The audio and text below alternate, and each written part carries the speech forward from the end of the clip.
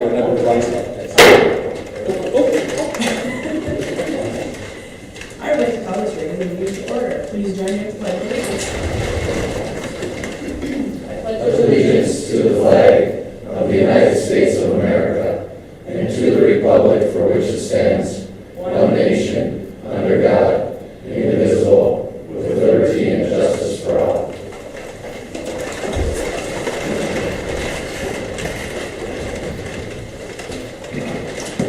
Item B, recording of the roll. All present.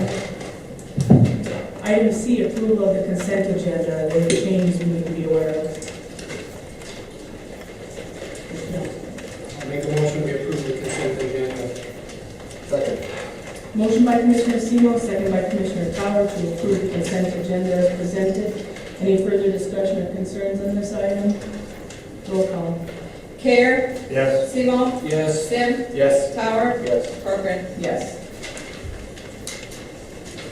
Item D, receive and place on file from the Finance Director, 1, statement of revenue and expenditures, and 2, monthly cash report. Thank you. Tonight I'm reporting for the month of March, about 75% to our fiscal year.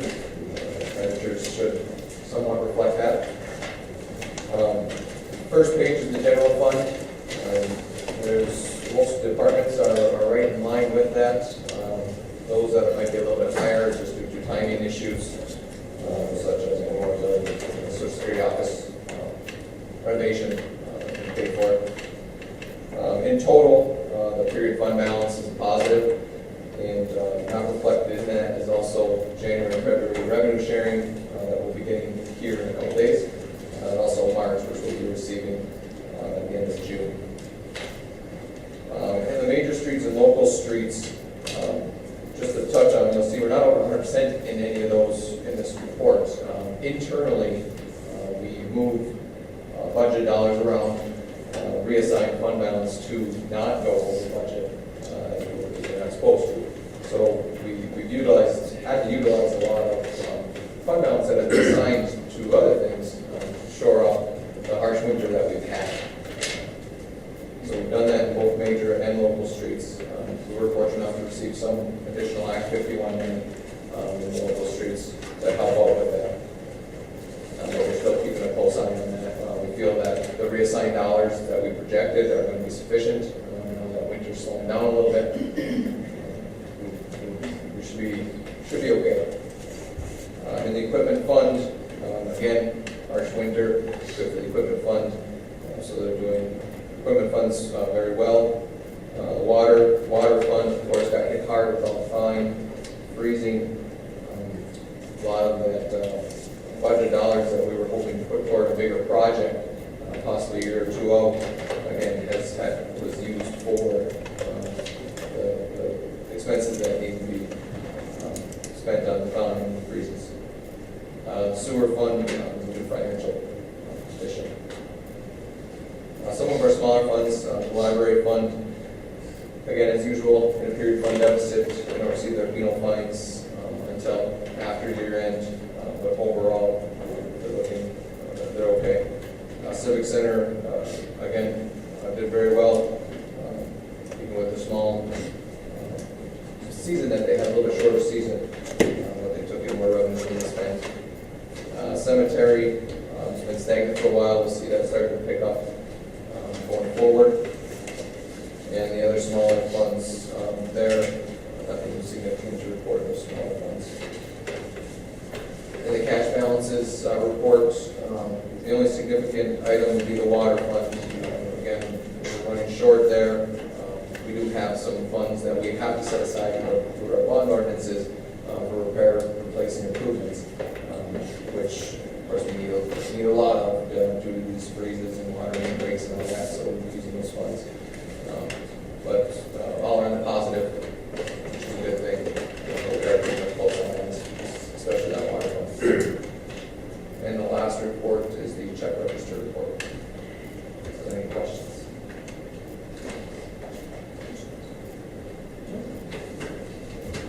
I make a motion that we receive receive and place on file the 2 reports itemized in item B. Second. Motion by Commissioner Towers, second by Commissioner Carey, to receive and place on file the reports noted in items D1 and D2. Any further discussions on this item? Commissioner Commissioner Tower. Karen, did you get that right? You don't care. My apologies. Motion by Commissioner Semo, second by Commissioner Carey, to receive and place on file items D1 and D2. Any further discussion or concerns on this item? All those in favor, aye. Aye. Opposed, motion carries. Takes us to item E, approval of monthly check register report. Any further discussion on this one? Questions? I'll make a motion we approve the monthly check register report. Second. Motion by Commissioner Semo, second by Commissioner Sim, to approve the monthly check register report as presented. Any further discussions or concerns on this item? Roll call. Simo. Yes. Sim. Yes. Tower. Yes. Care. Yes. Corcoran. Yes. Item F, approval of the agenda. Are there changes we need to be aware of? Just to make you aware of the resolution that you're going to be considering on item J, there's been a couple little housekeeping typo items in there that have been corrected, Okay. just so you're aware of that. Nothing substantial to the body of the document. I'll make a motion that we approve the agenda as presented. Second. Motion by Commissioner Semo, second by Commissioner Power to approve the agenda as presented. Any further discussion or concerns on this item? All those in favor, aye. Aye. Opposed, motion carries. Item G, citizens wishing to address the commission on items that are on the agenda. A 3-minute limit, please. And if you're able, please approach the podium and state your name.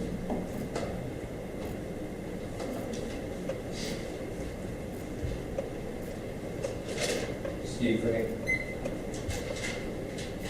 Concerning the highway, 5 years ago, the city spent $30,000 to pay for a blueprint plan for our downtown.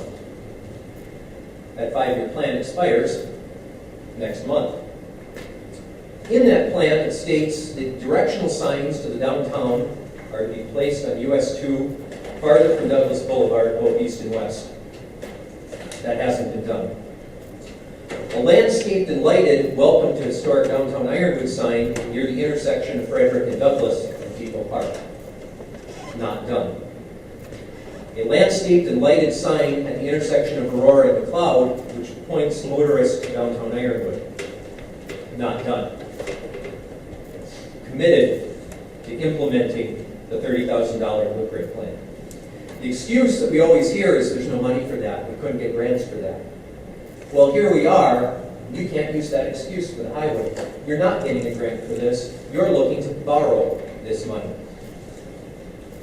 $25,000 to $50,000 a piece for a sign at the east end. Welcome to Ironwood. One for the west end. Really?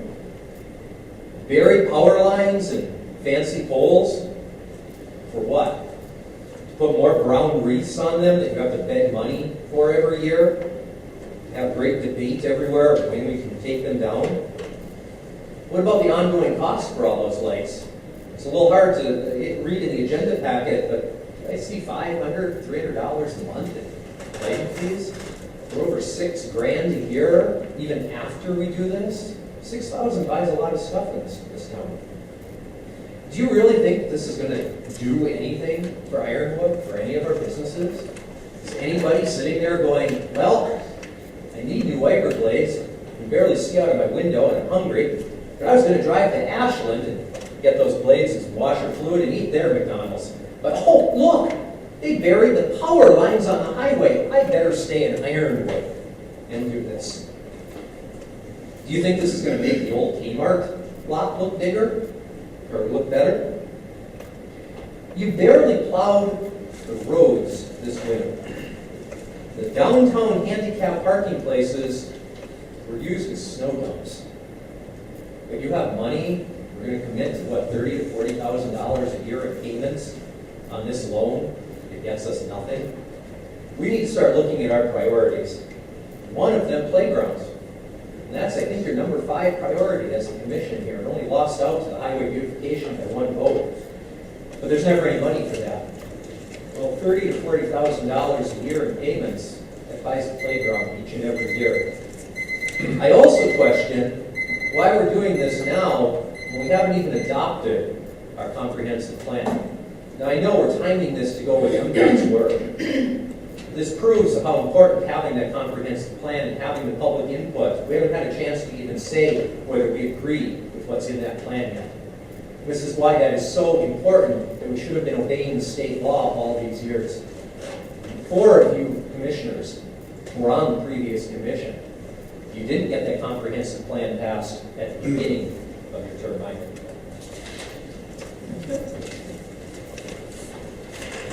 Anybody else?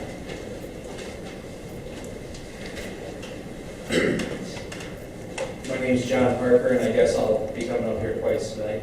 But I just wanted to express and kind of echo the same concerns as Steve did. Not only as a resident of Ironwood, but as a business owner in Ironwood and the vice president of the chamber. I feel that we need to get some priorities in our budget. We're about to spend $100,000 on 2 signs. That's what the vote's going to be. As Steve said, this winter tore our budget apart. We, as Brandon, you and I talked, we don't even have the funds right now to plow anymore if we get a lot of snow. It's shot. So where is this money coming from, and why is it a priority? You know, as having my business on US 2, the idea of having it spruced up some, yeah, I love that. It's, you know, in the end, it's going to be a good thing, but it's not going to be a good thing at the expense of basic services and other priorities that need to get done.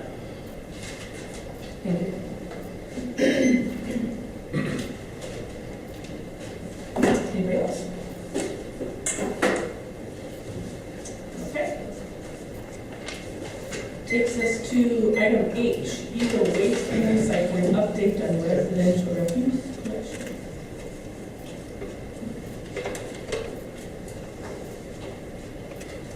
I'm Jim Whittingham with Eagle Waste and Recycling, and I'd like to first start off by saying that we've dealt with and worked with a lot of cities, and we as a company applaud the city of Ironwood for how it's been to deal with at this point, getting this process through and all along, back and forth, and so we really do appreciate that from the public sense. Just to go over a few of the aspects of what's going on and update everybody a little bit. Everyone that's on the list that we were provided with is a 64-gallon cart. If a 48-gallon cart is asked for by a particular individual, we would ask that information be gotten to us very, very quickly, as we would rather do it one time, deliver one cart to that individual if there's a particular need. There would be any cost difference naturally, but I truly think that the difference in weight of the 48 versus the 64 is about that much. I can lift the 64 with my little finger. These are very, very easy to use, so I really don't think that the 48 would solve any kind of a particular major issue problem. But with that being said, if they would rather have a 48, it's no problem. If they want a 96-gallon cart, we ask that they call our office. We'll make arrangements to get one delivered to them. We're going to be having a drop spot here where we're going to keep some carts for a little while, so we can do a quick switch out while we're in town. But that would be a $3 additional per month billed annually in advance. And they would call our office and we would line all that up, make it easy. They'd get them the cart, no issue. Like if they have, a lot of kids, a lot of whatever, and they just need an extra bigger cart, that's not a problem at all. So they just need to call us. First pickup will take place May 1st, this Thursday. The second will be May 2nd on Friday, and the following Wednesday, May 7th. That should be timed just about perfectly with everyone, so that they aren't going any longer than a week, for the most part, with getting their first pickup. So that should work very well. And the city has helped. We worked this out, and it should be no problems at all. All deliveries will be made this week naturally, or very soon. If they're not going to be closed down shortly, they will all be taken care of without any problems at all. If there are any individual difficulties, well, let us know who they are, and we'll deal with them personally. We'll even go to their house and call them up help explain, because we want this transition to be as seamless and as enjoyable and as speed bump free as we can make it. So that's our goal, and we will be happy to work with the city on any individual that has any concerns, issues, questions, just need to call us. Myself, Gary Balby, if you want to raise your hand, he's one of the owners of the company, general manager of Ashland. He's in charge of all the operations in this locale, and he and I and our office will make sure we do everything we can to take care of everything that's going to pop up. Want to let everybody know that we recently hired a driver from Ironwood that's going to be working the route. So he's very familiar with the area, super nice guy, going to do a great job for you folks and certainly us. Once he's trained and goes through the rigors of the operational aspects of the truck, he'll be doing a great job. And we certainly ask for all of your patience while this is going through there. We don't expect any issues at all, but if anything new change in the transitionary period, we just ask for patience because, as I said, in front of everyone at the meeting that I attended when this was being passed, is that you will never do business with another company that will try it any harder than we will for customer satisfaction, to work with every individual, council, city, than we will. And that's our desire. That's how we gain the reputation that we have, and we will certainly follow through with that with you folks. So we just ask for your patience. If there is something, just let us know. And we did send a letter out, and I've got a return phone call from the Gilby Grange, and I gave you some information to try to work with them, as I told you I would, and it's on file with Scott.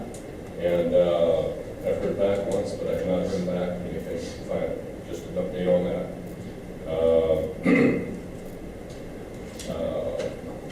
We will also, just to let everyone know, we are actively looking for, will be actively pursuing an opportunity to put our own transfer station here in the Bessemer or Ironwood area, just so everyone knows.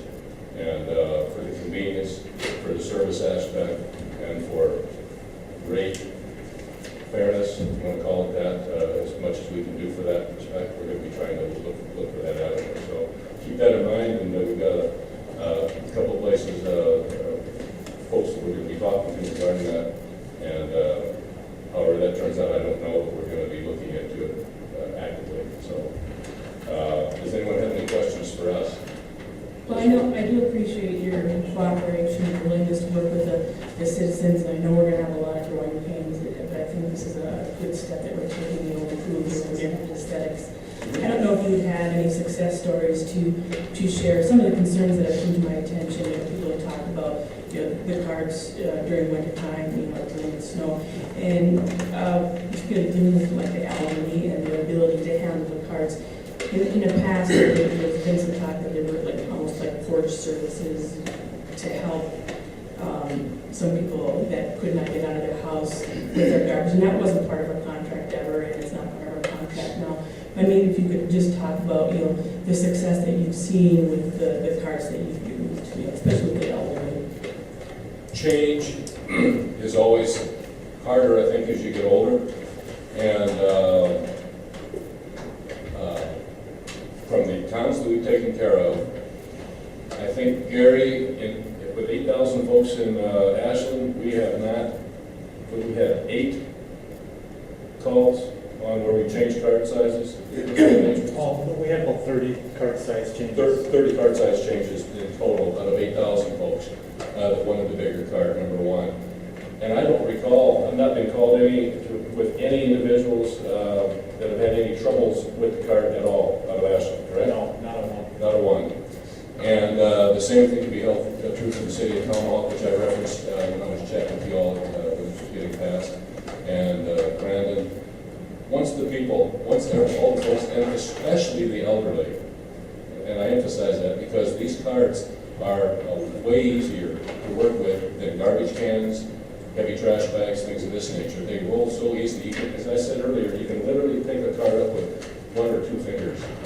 And there was one sitting right outside the door here. And the elderly can use them like to do a shopping cart. you know, they use that as a walker going through the store. They put their cane on that and walk the cart. It's really an easy aspect, and I think that that's what everyone will find once they give it a chance. Once they give it a true chance and say, well, this isn't hard at all, and that's what you're going to find. So that's what we found in all the other towns we've serviced. It's been a helpmate for the elderly, not any hindrance at all. And that's what I'm sure you're going to find here. And any individual that would have an issue or problem, Gary will deal with them personally. We'll talk to them. We'll go to their house, talk to them. So at this point, we're recommending if somebody desires a smaller cart to contact the city offices. Right, we can get them in touch then, with Eagle Waste. Any other questions or comments? I got a question too. In the past, we've had a city sticker that you could buy if, for one given week, you had more than you were allowed.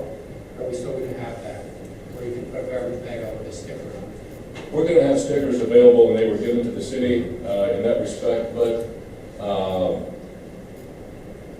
we want, and the city will work with us on this, and we want to work with individuals. If there's a consistent situation where the bigger card is far cheaper than stickers, and that's the whole aspect of that. If our driver has to get out at every other stop and pick bags up and reload, that completely defeats the efficiency of the entire system. So we want to completely discourage that as much as we can with utilizing other opportunities that can alleviate the problem. And there are normally ways to do that if we get a chance to talk with them. Again, if there were, as we talked to the city a week ago, some of the folks, there were a few folks identified that had large families that bought lots and lots of stickers every month. Well, that family or families need to get a hold of us quickly, and we'll give them a 96-gallon cart right off the bat, and they'll save tons of money every year. And with at least 50% more room in that cart to stuff bags and things of that nature. So that's the straightforward, honest answer to your question, as best as I can give you. We want to discourage it. We want to try to eliminate it. But certainly during the transitionary period and for a period of time, whatever, there's going to be very, very few of that happen, very few times that's going to happen anyway. And we're going to try to work with the city, work with the people, and make it all happen. If there's a sticker bag, we're going to get out and take it up. Put it down. Anything you want to add to that, Gary? No. Okay. But for the person who occasionally goes over there, 64, they can still get the sticker. Sticker, and we'll take care of it. That's right. This is what, it's been mailed out once, and this is what, along with a map of what's in the bag that's on every cart that will hang plastic tie to the handle. But it's a notice of everything going on spelled out. It's information, useful information for them going forward. Questions and answers that, the normal question with an answer to help people so they can make phone calls. And then a listing of all the recyclables. We want to try to put out there on the map with recycling as much as we possibly can, because the more you recycle, it's going to help everybody, help the city, help the environment, things of that nature. So if all these things that will be recycled at the different drop sites, it's going to help. And anything we can do. If you have any ideas, if anybody has any ideas on how to make that better, improve it, as we speak right now on down the road, let us know. Give me a call. And we're happy to push that envelope and see what we can do. But again, we certainly appreciate the opportunity. We're going to make everyone involved a hero, not that you're already, and make the city as pleased as possible with Eagle Waste Recycling in the new system, and a company that will truly work with you with the attitude that we have going forward. So, if this can, or cart I should call it, put it out to garbage, city plow comes by, breaks it, somebody steals it, does a homeowner have to pay for no? on a situation like that, we truly feel that has not happened in any of the cities. I mean, maybe this much, maybe an instance ever weighed now and then. we take care of without any problem. We had one individual that called us up, and his son had just gotten his driver's license. Very honest, straightforward guy. He said, my son just absolutely was a moron, backed right over our head, and crushed it in half and destroyed it. And so I had to pay him for it, so we took his money. But on the same note, certain, acts of God, snowplow, nothing, and it's ruined. And these things, they really take a licking and keep on taking. With something like that happen, truly, I see one knocked by a snowplow, and it was just put back up, and there was nothing wrong with it. So it really has to be really mangled up and really try to have a problem with it. We'll take care of it, Jack, to answer your question. And How far does this arm reach also? Pardon me? The arm, pick The arm, what's the extension? About 5 feet. About 5 feet. Okay. I was curious on that too, because if somebody puts their garbage out early in the morning, our plows naturally don't plow until later in the day. Might be a snowbank or something. We'll work with it. I'll put it this way. We just went through the snowiest and coldest in history. And I think that Gary survived, and everyone got picked up in Ashland, so I really don't see it. We will work with it. I'll put it that way. We will do what we have to do, and what's able to be done, working with you folks, with Bob, and trying to help eliminate and alleviate as many, if not all, issues and problems, winter, summer, spring, and fall. There isn't any perfect system. We'll try to make it that way. Any other questions, comments from the commission? Thank you. Thank you very much. I'll leave some extra cards for you, for folks that want to call and make it easy for them.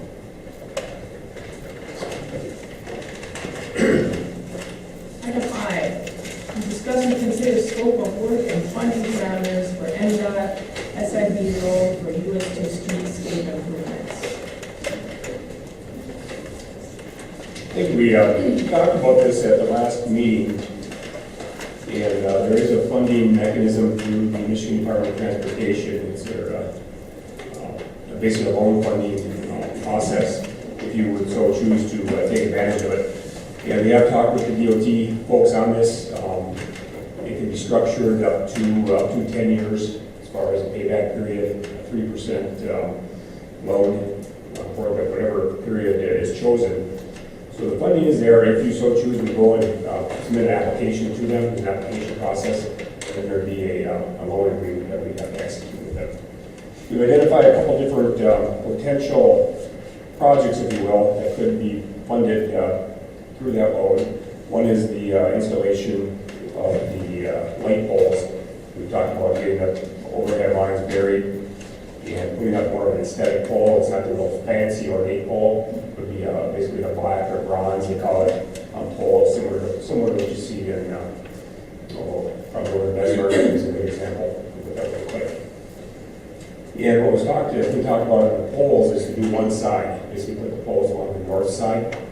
And right now they're kind of hopscotched back and forth across US 2, so that's what is proposed. They do have a cost associated with putting the poles on the north side, and then they also have provided a cost analysis to do it on both sides. I'll go over what those costs are. On the north side, it's again similar to what Bessemer has over there. If you happen to look at their poles, or not, poles aren't as far back as our poles have to go. Our poles have to go back approximately 10 feet behind the curb. There will be a 10-foot mast arm that the light will be on the end of that, which will light the travel way. So it'll be right about at the curb line to light the roadway. And if you look at Bessemer, it's very similar to that. Theirs aren't back as far, but the mast arm is a lot shorter, so it puts it right basically on the same location that our lights would be. The DOT's also provided a couple of examples in other communities where they've done the lights have been installed on one side of the road, and I have added those to the packet, so you have a chance to look at those. I believe it was Crystal Falls and Lawrence were two examples they provided. And I think Karen, you have those up on the screen, so that is Crystal Falls there. You consider that about 10 feet, and that light is on one side of the roadway lighting up the road. With US 2, there is a little bit bit of a challenge because on that north side of the road, between the curb and the sidewalk, it's a 5-foot green space. We talked about putting a pole there. And the reason they're putting it back further is there's a storm sewer, I guess, that runs along almost the entire length of US 2. So you can't put a pole on top of a storm sewer. And so again, that's why they're proposing they go on the back of the sidewalk. They have other examples of what that does look like. And it's also a cost savings, just doing it on one side versus doing it on both sides. So if you were to go with poles on one side and have the lines buried, there's 2 phases. They give them a cost estimate, what that would be. That would be $110,000. And that'd be the entire length of US 2, phase 1 and 2. It's actually a little less than that. I rounded up to $110,000. It's actually $108,000 and some change. And that would get you the more ornate poles, buried lines, and it would be up the north side. If you were to hopscotch now, if the poles on the south side go back to the pattern that we have now and add the additional poles, bury that additional line, you're actually upwards of $300,000 to do it that way. And the reason for that is there is a credit given. DOT does pay Xcel Energy to relocate poles and do give them a credit. So the credit's applied to the one side, if you will, and pick up the entire cost on the south side if we were to go back to the hopscotch method. Just so you can kind of balance those 2 options. Again, you look at $110,000 for the north side at the city cost versus about $300,000, total $300,000 if you were to go hopscotch back and forth. The second element that we talked about to try to enhance the corridor is a sidewalk between Greenbush and Curry Street. We've had some discussions on that with the DOT that was brought up by the city commission a while back. Originally, when we talked about that, that price was going to be in the $30,000 to $40,000 range. As we talked about that with the DOT, they agreed to grade that area with their project. So it's all going to be prepped for sidewalk. They're going to be putting sidewalk in at their cost through the driveways at that location. So it really does reduce our costs significantly. So they went back and based on the bids, came up with a cost estimate. They were looking at $13,000 to do the sidewalk in that area. And again, that was due to the high foot traffic that goes through that area by McDonald's. And it would be right behind the curb. So this wouldn't be offset. There's enough room in there to be right tight up against the curb, just by nature of the amount of right of way that's there. But a very cost-effective way to do it if you want to pursue it. I've never seen it at cost again. And it was something the commission had talked about before. On the third item, again, it's up at the discretion of the commission, our entrance signs to the city. And that's the nice monument sign that you come into a community. You see in a lot of communities, Ashland is an example. Here's a different example from different communities that we just pulled out the internet. And those signs can, they can vary in cost from very little to hundreds of thousands of dollars, depending on how ornate you want to be. We put a budget in there, proposed a budget of somewhere between $25,000 and $50,000 per sign. And if you're looking at $25,000, you're getting probably a nice wood sign with a lighting on it and some landscaping. If you go upwards of $50,000, you're getting more of a monument type sign. And again, there's no magic on what the dollar amount is, whatever. If you want to pursue a sign, we work within the budget that you establish. So you need direction from us then tonight on how much? We do what you'd like to do, and then the dollar amounts, and then based on that, we work with the DOT on filling out the application. And there's a little bit of a timing issue here now too, because they are moving forward with the project. We have to purchase poles, some the streetlight poles, and there is like a 10-week time period for them to actually get the poles. So we're at a point where some decisions will be made. I was wondering if for purposes of discussion, we could break this into 3 pieces. Talk about the lights first, and then the sidewalk, and then the street, the signs. Now that we have 2 motions, 3 motions, we'll put it all together in one, but we can break this up. That sounds fine, basically 3 different elements. Right. And you guys want to start with the lighting? Sure. We've got 2 different sites. We talk about the lighting a lot. I feel like it's something that we generally seem to agree on. This is once in a any of your opportunity to achieve this. We're going to do this now or not, never. And I think just to get things moving, I'm going to make a motion right away that we do the street lighting as described, south, north side only, decorative poles. Type of lighting fixture didn't seem to matter. Right? It doesn't on price, it's more aesthetic, and actually the two pictures show you actually the two different styles. So this is the, we call it shoebox style, you can see it, actually down there. You can see the lighting type, that's what you can see, something similar to that. And the other is a cobra head, and that's what you see on all the lights around town, it's more of an outdoor type thing. There's no cost difference. It's no preference. I don't have a strong opinion on which one of those we should have. I'm going to make a motion that we approve the lighting portion of this proposal as presented using rectilinear light fixtures and also including the GFIs.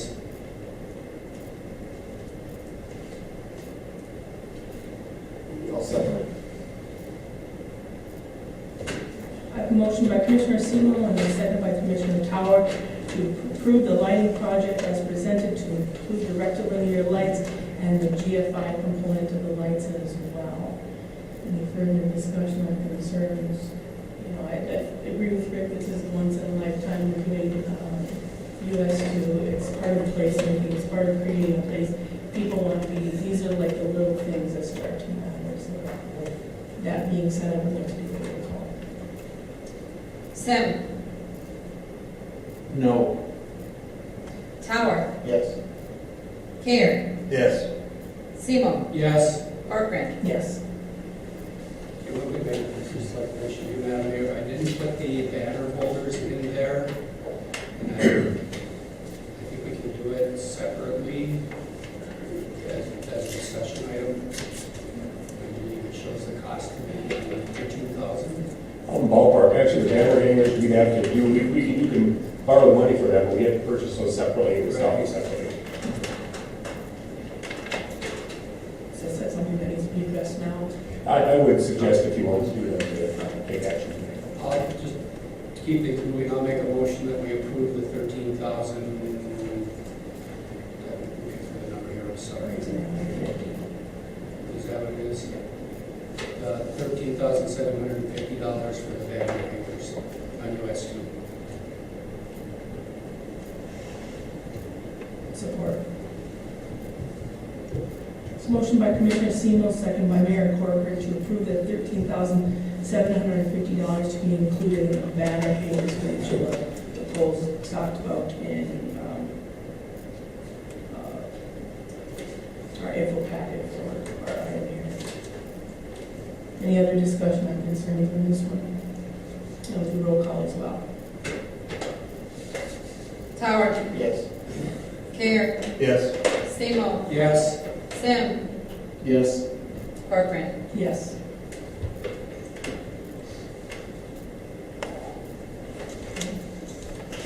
Tackle sidewalks next.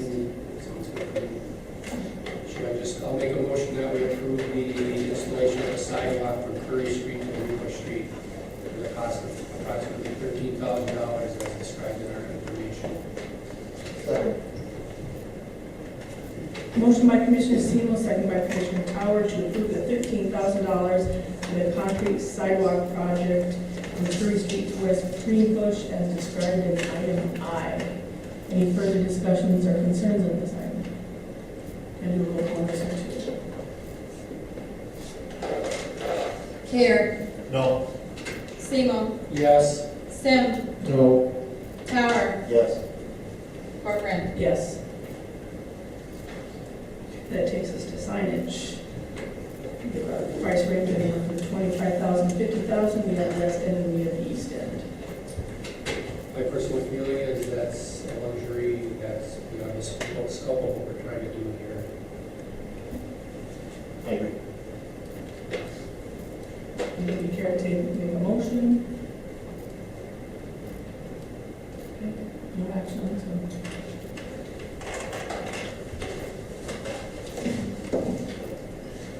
maybe just to touch, again, just to be a little bit redundant, but it's a 3% loan, and we go up to a 10-year payback period. And that's what we have proposed, and we want to see time to have some discussion on that. Do you want a motion to discuss that or to approve the 3% for 10 years then?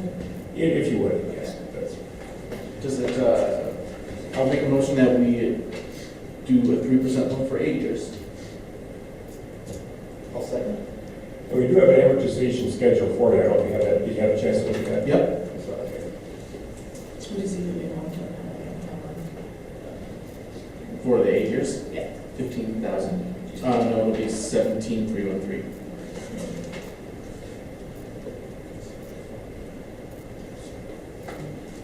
Could you get a little more? Yeah. So what would we be borrowing 13 plus 13 plus 110, is that? That was 100. Oh, sure. 125,000. 136,000. Oh, it'll be a little more than that. It'll be 19 approximately. 61 per year. 93. That's right. 26. 93 plus 26.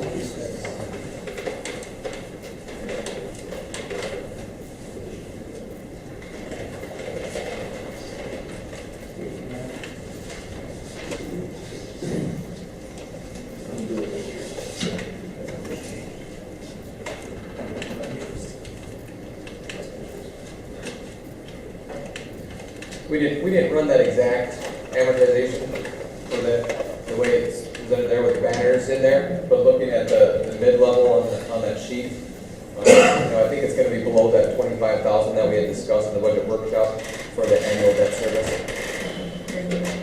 Probably somewhere between, let's say, 18 and 20.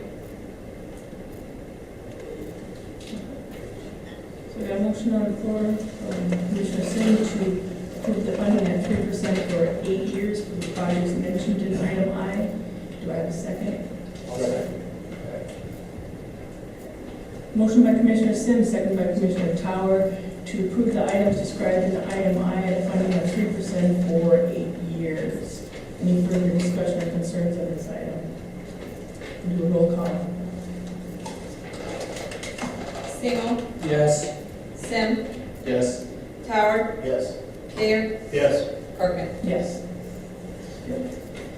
Item J, discuss and consider approving resolution 014-011, vacating 5 feet on north and south sides of alley located adjacent to lot 17 on south and lot 16 on north, assessor plat number 4, City of Ironwood. Thank you. As you recall, a couple meetings ago, we brought this discussion before you to vacate a portion of the alley east or west of Hemlock Street between these lots that are described here. It's a 20-foot alleyway not being used. It's currently just grass. It's really an access point to get to the lots that are adjacent to the river. The applicants have requested 5 feet on each side, still leaving a 10-foot alleyway for access to the property in the back. We will still also maintain all utility and access easements, or utility easements through there for municipal utility easements. And I can answer any questions. Otherwise, previously the State Commission did instruct staff to move forward with this resolution approval. Commissioners, any questions or comments? I'll make a motion to approve resolution 014-011. I'll second. Motion by Commissioner Tower, second by Commissioner Semo to approve resolution 014-011 as noted in item J. Any further discussion or concerns on this item? Roll call. Sim, Yes. Tower, Yes. Gator, Yes. Semo, Yes. Parkman. Yes. Takes us to new business, discuss and consider rate reduction for residential curbside refuse collection. It's always nice to have a rate reduction. The current rate right now is $13.05 a month for legal waste. We did the spreadsheet and everything, it was reduced down to $10.02 a month. Make a motion to approve the rate reduction. Second. Motion by Commissioner Tower, second by Commissioner Sim to to reduce the rate of reduction of regular curbside refuse collection as noted in item K. Any further discussion, concerns, questions? Roll call. Tar, Yes. Care, Yes. Simo, Yes. Sim, Yes. Parker. Yes. One question for you, Mr. Rivera. Sure. JB is done on Wednesday, correct? His contract is through Wednesday, April 30th. So everybody that has garbage on Wednesday will get the garbage. Yeah. JB, Thursday will be the new company. Correct. And they're JB, they pick up Tuesday through Friday, so they're going to pick up tomorrow also. Thank you. Item L, manager. Just a few items to go over. As the commission is aware, the city is still on a hot run policy citywide, and we anticipate it'll be a few more weeks yet. We are monitoring with the county the frost depth, and right now, Bob, frost depth is down still 6-7 feet or more. And It averages down 41 inches to approximately 77 to 80 inches. So again, we'll monitor that. And that's right in the depth where our zone where our water mains and water services are. So once we find that that's eliminated, then we'll work with the public with notification to let people know we can stop running water. But we're anticipating a few weeks yet until we see that. Tomorrow night at the Memorial Building, we're going to have the Kids Family Fun Night. It's a lot of different organizations that come to the building here, have different things for youth from the area. Public safety is actively involved in that, and they've been doing it for a number of years, so we're just making people aware of that. It's from 5 to 7 p.m. at the building. We will have our city cleanup day. This is we have 2 every year, one in the spring, one in the fall. It's where people can come and bring stuff they want to get rid of, and we'll be working with Legal Waste on this. That will be May 10th, Saturday, May 10th, from 8 a.m. to 11 a.m. on the empty lot on Air Street where we've had it over the last number of years. So I think we expect that to go well and encourage people to come out and get rid of some stuff during that event. There's going to be a public informational meeting on May 19th, and again, it's going to be for the comprehensive plan. And they're still setting the time, I think. 4:30 to 6:30. 4:30 to 6:30. So it'll be an opportunity for the public to come in and provide to our consultants and to our planning department in the city any comments they might have on the draft plan. The draft plan is available on the city website. It will be available on May 12th on the project website. Okay. Just make people aware of that. The DOT will be holding a public informational meeting Wednesday, May 7th at 5 p.m. at the Memorial Building. It'll be for the US 2 project. It'll be for both phases, the one that's going to be under construction and then the future phase for next year. So notices have gone out to the businesses on the corridor, and the DOT is also making that notice citywide, so people, anybody in the community that wants to come out and hear about the projects or ask questions on them, they're invited to come out to that meeting. We're also moving forward with the loan closing. This would be the loan for the funds that are being borrowed from rural development for the US 2 water main and sanitary sewer work, and also our phase 3. So that loan closing, we actually have a date set now. There's been a lot of behind the scenes paperwork and discussions going on. That is set for May 23rd. So that's always a nice goal to get to that loan closing date. The Iron Carnegie Library is going to be having a book fundraiser. They do this every year, the Friends at the Library, on Friday, May 9th and Saturday, May 10th at the Memorial Building. And we've also been working with Ian Shackelford. He's been kind of the spearhead, he has been the spearhead behind the Safe Routes to School project, putting a lot of his time and effort into that. He has a real nice program, has garnered a lot of input from a lot of people. And that Safe Routes grant application has been submitted, so we'll see how that plays out. And we are having ongoing meetings. We'll be meeting this Thursday, again, just to touch base on that project and just keep tabs on where it's going. They don't expect to hear back for a little while yet if that grant will be approved or not. But we'll let you know as soon as we can find out about it. And believe it or not, they are scheduling some bicycle rides, so we're getting on the ski season. The fifth annual Go Ride Range Ride will be held on June 1st at 1 o'clock. That's a Sunday. We're going to start at the Depot Pavilion, and they do out and back ride, and they've been doing this for 5 years. It's a fundraiser to help promote bicycling and developing bicycle facilities throughout the Pacific Range. Thank you. Item M, other matters, 3-minute limit. I guess I know when we start with the snow leading vest, I think it's important that we follow through with one of our goals and be aggressive with blight and starting to pop up. We did get a report. I very much appreciate the report, Jason, on following up on what some of these buildings and these sites look like and where our progress is. I know right now there's a lot of concern about what's going on Bonnie Street with the weight restrictions. We've got to help back a little bit on that. So I do appreciate the input on that. But just moving forward, trying to be aggressive as we can with the blight situation. Great. Can I ask, like, I know we got an email about that today about Bonnie Street. Can we, like, that, it's a wreck down there. Like, I feel horrible for those homeowners, and that's our fault. Like, I know that it came from, like, weight restrictions and all that kind of stuff, but we asked for it to be this way, and it's way worse than just having a shell of a house there with crap inside. Right. Can we, like, we obviously are paying Jake's Excavating, can we hold them accountable for any of this? It seems just absurd. Sure, I guess some of the, procedural things, we have talked to Jake's. They are looking at coming back in on Monday, next Monday, to finish up and complete the removal process. Again, it's only been a week or so that, it was snow covered before. They got kind of tied up in the weather.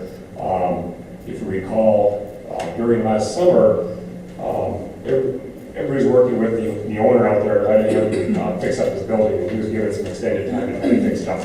Kind of pushed back the bidding process, the demolition process later into the season, if you will. Plus, we had some environmental issues that had to be dealt with. So again, they kind of pushed their ability to start demolition until late last fall, which kind of snowballed into the whole thing. Got the building down, then winter hit, wasn't able to finish it. Now we're going back in and redoing the removals. So again, I guess I'm not sure about fault other than timing, and they are, like I say, planning on mobilizing back in on Monday. And there are weight restrictions on the roads now too. We don't want them to go in there and tear up all those brand new streets that were just put in. So they're working with Jake's on that. You have the project to do partial loads, things like that, to at least allow them to start before the weight limits are on. The weight limits will probably be on for the next few weeks at least. So we're trying to find a creative way to get him back in there to do what he needs to do and not tear the roads up. I don't know if that answers your question, but it's kind of the process of why we're at. It just seems I don't care if they have to carry it out by shopping cart. Like, it's absurd that, I mean, we approved it, and I realized we approved it like towards the end of the fall, but the fact they left it that way and just left that in the snow all winter is, so if it's the city's fault, then someone needs to be held responsible for it, is how I look at it. And if we have to take responsibility for the way it is, then we should apologize to the homeowners that we left it that way. Otherwise, Jake should, but something ought to be done as a way of saying we're sorry. Yeah, it's probably a timing issue, I would guess. You look at the sequence of events when we started the process and when the owner was given an extended period of time to try to fix it up. And I think it was probably the right thing to do, given the opportunity to fix up his property before it was taken down, and it never did occur. And as just moving forward, there's not much we can do about the timing of the weather and how that all transpired. But again, it is unfortunate that it is in the shape it's in, but the good positive side is it's coming down and it's going to be cleaned up. And that blighted property that's been there for probably in excess of 20 years will be cleaned up in shortly. Any other matters? Something really simple. I'd like to just echo what Mr. Sims said, that this is really unsatisfactory. I know there's no easy solution to it, but somehow we've got to get away from this poor execution of the project. Probably a timing issue. Got pushed to the end of the season and coming down right toward the end. But we can look at that closer. Hopefully we don't get too many of these magnitude of problems. Usually they're smaller. We're in and out in a day or so. This is probably one of the biggest, if not the biggest, blight issue that the city's tackled in a long time. The other thing I have is just pretty minor. As we come to the end of our let run process, what are our residents going to be expected to do? How is the building going to work? Well, as normal, as what we've been doing all for the last 3 months, but once we find out the weight restrictions are lifted, that's probably the guideline I'm gonna use. We're gonna put it in the newspaper, radio stations. I'd like to use a marquee in Walgreens, and I might put an ad in North Country Sun, but we're gonna do what Shirley's asking. They're asking people to take meter readings and give us a call with them. And then that way I'll have a beginning reading and ending reading, all the billable amount for the last 3 or 4 months, and then I can figure out how much excess water I lost for the whole winter. I normally do that every year. And then I'll build them, like what the normal average usage is for the last 6 months, going into the final bill. And going into the month of May, I'm going to be giving credits going into the month of June. Right now, we still probably have 8 homes that are still in garden hoses because the service line is still frozen, and we have the neighborhood still on temporary service from a hydrant.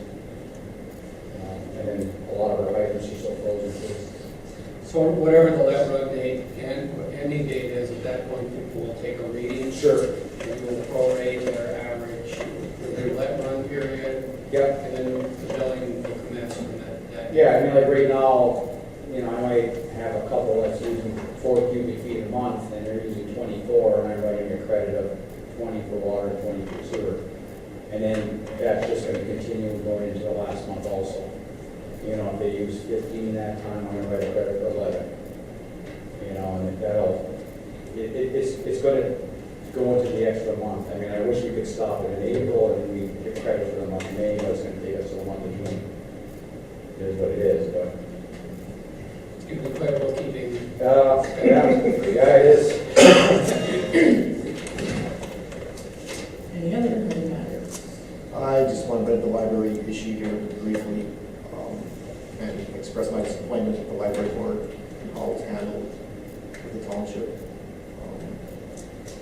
The township should be able to choose who they want as a representative, and that didn't happen. I'm wholeheartedly, I love the library, and that was a huge mistake. We have a representative from the city, we should get ours, and they should get theirs. If they don't like it, that's too bad. It might be water under the bridge at this point since they canceled the contract, but I just don't think it was handled appropriately. And I'm not sure where we're gonna come up with the money to replace that in the library, but they got some hard decisions to make. Well, I do believe that they, correct me if I'm wrong, I do believe that they budgeted to function without the money, and I do believe that they are trying to set up an additional meeting with the township. And I guess the goal is just to try to create a board that's cohesive and have the same, follow the same mission statement. And I believe that's kind of what the decision was made. Anybody else? Okay. Item N, citizens wishing to address the commission on items not on the agenda. A 5-minute limit, please, and if you are able, please approach the podium and state your name.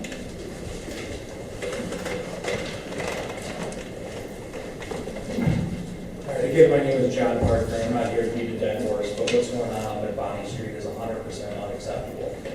Last year, the city spent how much money and how much manpower to remove aluminum cans from a gentleman's house, and then to have the city tear down a building and leave it in that condition. One of the biggest concerns with this house is there was no indoor plumbing, and the fact that there was human waste inside the house, and now that has been left outside in the elements since December.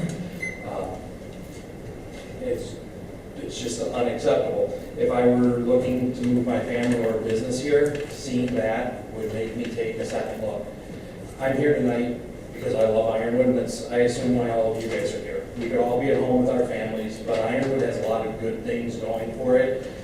Dave, I know you and your wife are very involved with the hockey and with ice crystals. Rick, you're involved with the Miners Memorial, bringing the Smithsonian here, and I'm sure everybody else has their own representation and causes that they're passionate about.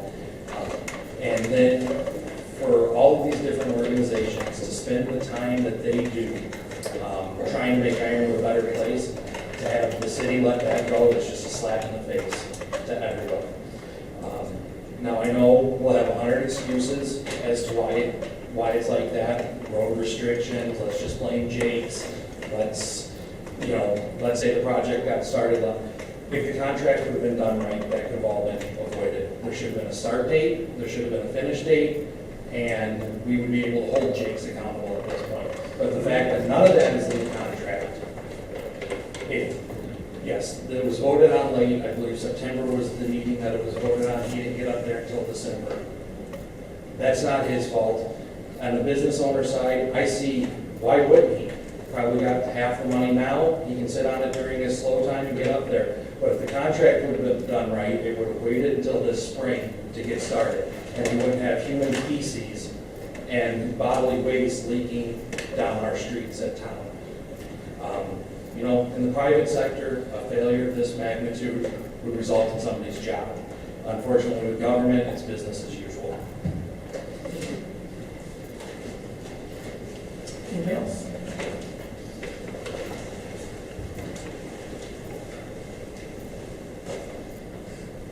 Yes, Walter Goffsich here. I'm going to talk about the Newport and Nori project. I know the city crew chased Wagner Construction around, doing stuff for Wagner Construction. Was that is that project considered done now, those two projects? They're closed out. Okay, has the city given a bill to Wagner Construction for the amount of time that the guys were there, the equipment, so forth and so on? And has that bill been paid in full? And how much is that bill? Do you know roughly offhand? You're asking the wrong person. How am I supposed to know the details of that? Has the bill been paid? Is there a bill? I don't know, is there a bill? Is there a bill? The city was doing stuff for Wagner. Instead of doing their regular work that they're supposed to do, they were chasing Wagner around. And that's all I want to know. Has the bill been paid? Is there a bill been submitted to Wagner? This really isn't a point for debate, to me, it's something you can look to add to. I don't have an answer. Okay. Mr. Seymour has an Okay, answer. I don't think that's part of the fine. failure. Is the city going to be chasing around Rootsalon and Tom Schneller, Big Snow Country now, with these two other projects going on? Or are they going to be doing their work that they should be doing? Fixing streets, potholes, cleaning these pigsties up. This town's a pigsty. It's a mess. Or are they going to be chasing these guys around for nothing now? Or are they going to be doing their work? I have answers for you, Paul. This Okay. isn't a point for debate, and if you want to bring up comments and concerns, these are the things that we can take into consideration as the project moves forward and we move Okay. forward. Another thing, Mr. Kerr, you made a motion at the thing at the last meeting about the two containers. It was the March 10th meeting. And Mr. Seymour seconded, it was a unanimous roll call. Option B was supposed to have been done, 2 33-gallon containers. Now there's one container. Did somebody go on their own and sign this contract? I mean, did some city official go on and sign this contract without the consent of the city commission? Is that legal? Mr. Pope, you may know that. You're the city attorney. Is that legal or not? The city commission agreed to 2 33-gallon containers, and somebody went behind their back and signed this document. Whether it's right or wrong, I don't know. Whether it's legal or not, I don't know. Maybe just to add, I mean, they did present that to the commission. They talked about the tote, the portable container, and that was what the commission considered during that debate, so. The commission had two votes unanimously, 2 33-gallon containers. So does somebody go behind the commission's back and sign this document? Is that legal or not? I don't know. I mean, what I'm getting at is if they do it today with this garbage, are they going to do it some other time? To go against you people, the commission, who's supposed to represent the taxpayer of the city of Ireland. That's what I'm getting at. And one other thing is, when that project is going on north of US 2, east of Lake Street, I know 4 people that are over 80 years old right now. And there's all this construction going to go on. How is that going to affect the garbage pickup? Or is that wait and see? I mean, these roads they all ripped up over there. Are these people going to have to carry this to a different place, or is a truck going to come right to their front yard? I'm sure we don't have. I know. That's say things that will address. Yes, okay. You know. And another thing is, Memorial Day's coming up. Are you gonna have somebody down at the cemetery on Memorial Day weekend to help these people find where these graves are? Or is it gonna be like last year, nobody's gonna be down there? Again, question, stuff to consider, I'm not Okay. gonna commit to an answer, I don't have an answer for you right now. Okay, and one thing with the library is that money is Ironwood Township's money. That money is Ironwood Township's money. Whoever Ironwood Township says goes on that board should go on that board. Like you gotta come, like you said, you gotta come up with this extra money now. This money has to be found from somewhere. And you cannot give the library any more money because of the way our streets are. That money, the extra money should go into the streets. And one other thing is the library should be run like a business. I always said it should be run like a business. And if anybody in business cost a business that amount of money, that person should be fired. It would be fired. Thank you. Okay, anybody else?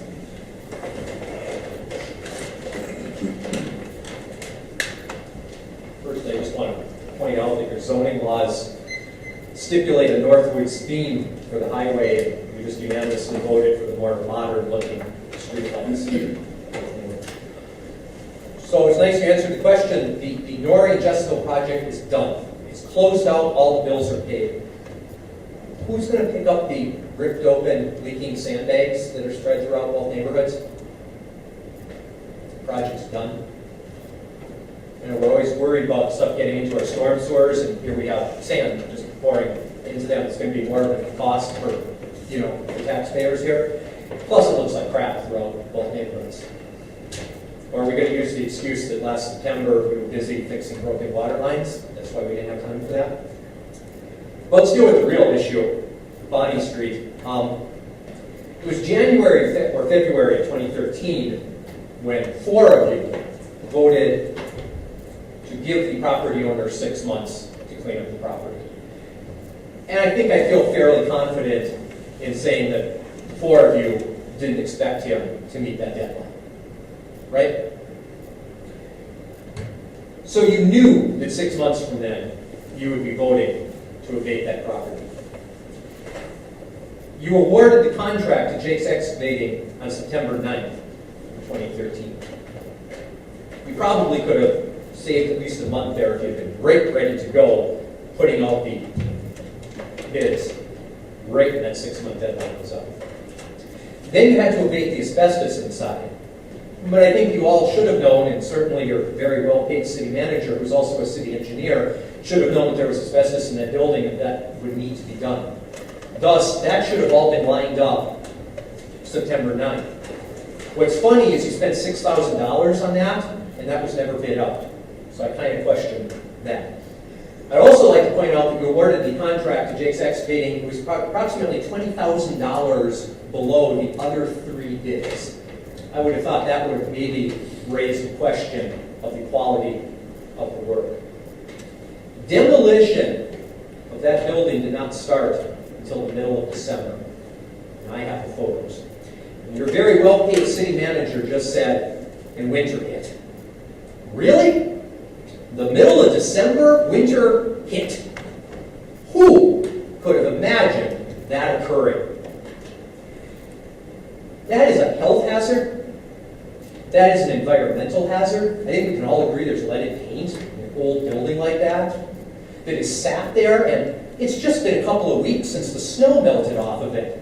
Like that fixes anything. That's been all draining down, running down our road. There's garbage and filth blowing down our streets.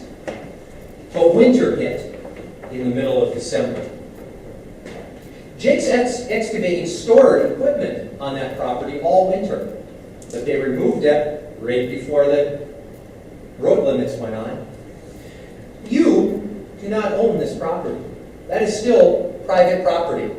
The city voted to condemn, tear down, and dispose of that, and that will be put on the taxes.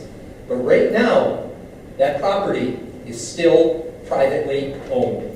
By what right does anybody have to store contractor's equipment on private property? By what right do any of you have to do that to someone's property? Okay? Everybody wants to make jokes about the owner of that. Why does he have to see his stuff just let to lie out like that? That is disrespectful for him, no matter what your views on that individual are. So who is really accountable for this? As John said, yes, somebody should lose their job. That somebody's sitting right over there. So should the five of you just on this issue alone. This is completely unacceptable to have in the city of Ironwood. You wanted to have a flag for Ironwood a couple years ago? Boy, do I have the pictures that could go on that. Thank you. Anybody else? Okay, item one, adjournment. I make that motion. I'll second.